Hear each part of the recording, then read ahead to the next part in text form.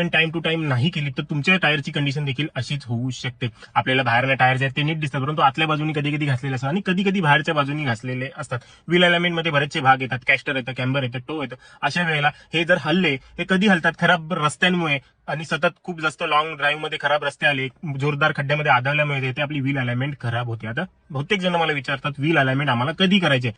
हे प्रत्येकासाठी वेगवेगळं उत्तर असू शकतं, माझ्यासाठी, तुमच्यासाठी. जर तुमची ड्रायव्हिंग जे आहे ते खूप चांगल्या रस्त्यावरती होते, हायवे आहे, चांगले रस्ते आहेत, खड्डे वगैरे खूप कमी आहेत, तर अशा वेळेला तुम्ही वर्षातून एकदा किंवा 10,000 किलोमीटर नंतर अलाइनमेंट करून घेतली तरी चालेल. परंतु जर तुमची ड्रायव्हिंग जी आहे ती खराब रस्त्यांवरती खूप जास्त होते आहे गडकरी साहेबांच्या कृपेने, तर अशा वेळेला तुम्हाला दर 5,000 किलोमीटर नंतर व्हील अलाइनमेंट करून घेणं गरजेचंच आहे. आपल्या सस्पेन्शनसाठी देखील ते चांगलं आहे, आपल्या टायरसाठी देखील ते चांगलं आहे आणि हँडलिंगसाठी देखील ते चांगलं आहे. व्हील अलाइनमेंट केली नाही तर टायर जे ते 10-20 हजार नंतरच पूर्ण खराब होऊन जातील, रिप्लेस करावे लागतील. परंतु जर व्हील अलाइनमेंट वरती खास करून लक्ष दिलं तर अशा वेळेला 50,000 60,000 किलोमीटर देखील टायर जे ते बिनधास्त चालतात. आणि त्याच्यासोबतच जर तुम्हाला वाटते तुमची गाडी एका साईडला क्रॉस पळते आहे, कुठल्या तरी ह्या दिशेला किंवा ह्या दिशेला स्टेरिंग जे ती सरळ नाही राहते, तर अशा वेळेला देखील तुम्हाला अलाइनमेंट करण्याची गरज आहे. आणि अलाइनमेंट जी आहे ती जास्तीत जास्त 250 ते 300 रुपयामध्ये होऊन जाते. आणि व्हील अलाइनमेंट सोबत व्हील बॅलन्सिंग, व्हील रोटेशन या गोष्टी देखील करणे खूप जास्त गरजेचं आहे.